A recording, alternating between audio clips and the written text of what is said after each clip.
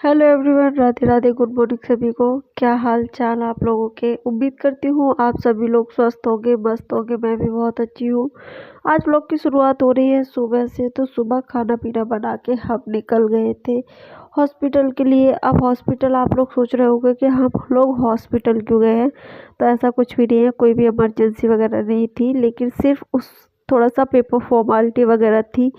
जो delivery time मेरा था, उसके बाद बच्चे का एक बर्थ सर्टिफिकेट बनता है, उसके लिए हमने हॉस्पिटल जाना होता है। मतलब उस टाइम पे जब वो बर्थ सर्टिफिकेट मिला था, तो वो हमें एक मतलब वो पेपर टाइप से मिल गया था।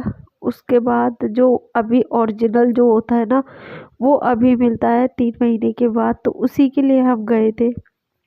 तो उसका ना फॉर्म वगैरह हमें फिल करके आना था। तो इसी वजह से तो हॉस्पिटल हमारे घर से कम 35-40 मिनट के रास्ते पर था। तो रास्ता तय करके हम पहुंच गए थे हॉस्पिटल। और यहाँ इतनी दूर आने का सिर्फ एक ही रीज़न था। ऐसा नहीं कि हमारी दादरी में अच्छे हॉस्पिटल नहीं है, काफ़ी अच्छे अच्छे हॉस्पिटल है। डुग्गू के टाइम डिलीवरी मेरी जो हुई थी वो वही हुई थी। लेकिन ये जो हॉस्पिटल था ना, ये गायनी के मामले में बेस्ट हॉस्पिटल था, ग्रेटर नोएडा का टॉप। तो इसी वजह से, क्योंकि मेरा केस थोड़ा सा कॉम्प्लिकेटेड था, इस वजह से इस हॉस्पिटल को हम लोगों ने चुना था। तो यहाँ पे इसी वजह से हम लोगों ने यहाँ पे आ गए थे। तो यहाँ पे हम लोग हॉस्पिटल पहुँच चुके थे। और ये हॉस्पिटल आप खुद ही देख सकते हो, इतना बड़ा था। मतलब यहाँ पे जो गौतम बुद्ध नगर है, वहाँ की जो 3 टॉप डॉक्टर्स हैं गायनी की, उनमें से एक जो टॉप के डॉक्टर है वो इसमें ही मतलब मेन वो है, गायनी का जो मेन हेड होता है वो। तो इसी वजह से मतलब हमने ये चुना था, क्योंकि मुझे थोड़ा सा डिलीवरी के आफ्टर डिलीवरी डुग्गू के टाइम पे ना झटके वटके का थोड़ा सा प्रॉब्लम हो गया था। तो बीपी का इशू था, इसी वजह से। तो यहाँ पे ये है कि मतलब कोई टेंशन नहीं थी, हर चीज़ का मतलब ट्रीटमेंट बहुत ही अच्छा था। और ये हॉस्पिटल बहुत अच्छा था। ये कासना में है, काशीराम करके जो हॉस्पिटल है। निम्स करके भी इसका नाम है, 2 नाम है। और ये जो मतलब हम लोग गए थे ना, ये पहला गेट था। और यह इस हॉस्पिटल के 4 से 5 गेट है, काफ़ी बड़ा हॉस्पिटल है। पेपर फॉर्मेलिटी वगैरह हमारी हो गई थी, उसके बाद हम निकल आए थे। तो यहाँ पे मैं और हस्बैंड हमारी जो पुरानी यादें थी, हम उनको मतलब सोच सोच के हंस रहे थे कि इस हॉस्पिटल के ना हमने इतने चक्कर लगाए हैं। क्योंकि मतलब हफ्ते में हर हफ्ते हमें आना पड़ता था इस हॉस्पिटल में, जब मतलब गौरी पेट में थी उस टाइम पे। तो मतलब कहीं कुछ टेस्ट हो रहा है, कहीं कुछ टेस्ट हो रहा है, कहीं मतलब बीपी मॉनिटरिंग का था कि तीनों टाइम आपको बीपी मॉनिटरिंग करनी है। फिर 1 हफ्ते के बाद वो आके दिखानी है कि बीपी कम ज़्यादा तो नहीं हो रहा। तो वही चीज़ें याद करके हम हंस रहे थे। और यहाँ पे कासना चौक के चौराहे पे ना जो ब्रेड पकौड़ा मिलते हैं, वो इतने टेस्टी होते हैं, मतलब बहुत ही ज़्यादा टेस्ट उनका अच्छा होता है। तो यहाँ से ना हमने वो भी पैक करा लिए थे। उसके बाद हम निकल गए थे वापस से अपने घर के लिए। और यहाँ पे दोपहर होते होते हम घर आ गए थे। दोनों बच्चों को हमने घर छोड़ दिया था, खाना मैं बना के गई थी।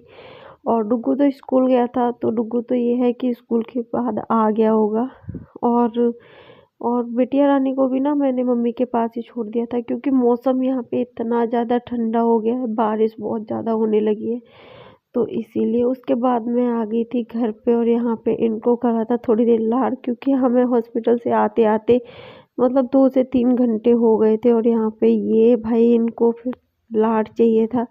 तो यहाँ पे ब्रेड पकौड़ा भी मैंने अपने लिए निकाल लिया था और बाकी सबको दे दिया था। मैं खट्टी चटनी नहीं खाती हूँ, चाहे समोसा हो चाहे ब्रेड पकौड़ा कुछ भी हो, मुझे खट्टी चटनी उतना पसंद नहीं है। और यहाँ पे ना मेरा भाई आया हुआ था, तो यहाँ पे वो खेल रहा था मतलब अपनी भांजी के साथ में।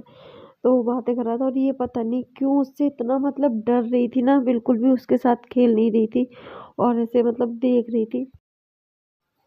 तो यहाँ थोड़ी देर जब मामा ने उसको लाड़ कर दिया था, तब जाके वो कंफर्टेबल हुई। पता नहीं इधर उधर देख रही थी, क्या ही सोच रही थी, उसकी तरफ देख ही नहीं रही थी और ऐसे नीचे सर झुका लेती थी।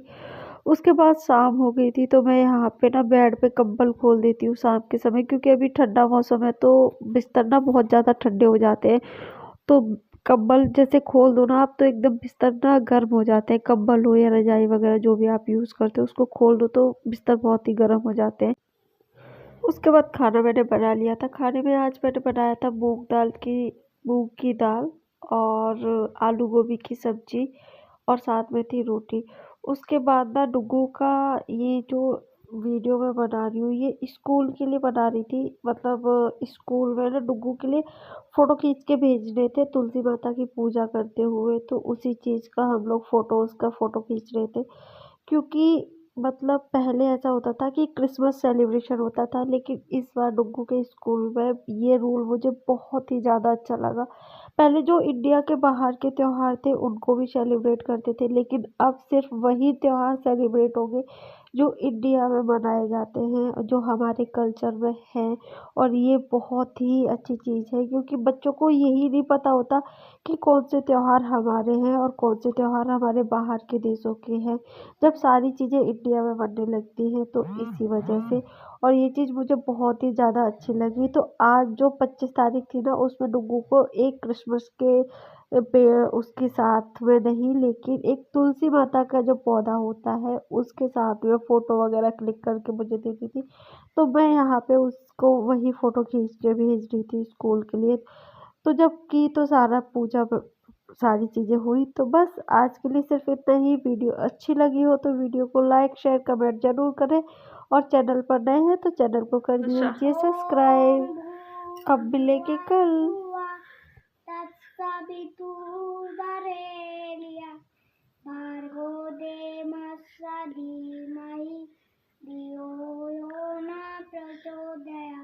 Very good. कठिन जग माई जो नहीं होत तात तुम पाही।